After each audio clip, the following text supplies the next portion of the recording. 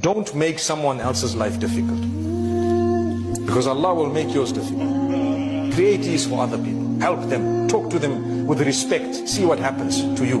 Your family members, speak properly to them. Watch your tongue. The way you talk, sometimes what you are saying is right, but the way you are saying it is so horrible. It hurts people, it offends them. They don't want to be in your company. You think the angels want to be in your company? Wallahi, they don't. Because the hadith says the angels are affected in the same way that a normal person from among the good Muslims would be affected.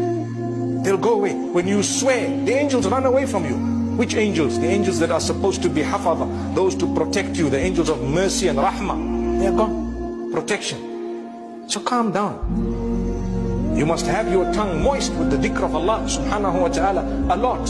Don't say bad words. You don't need. Don't lie. Don't cheat and steal and deceive.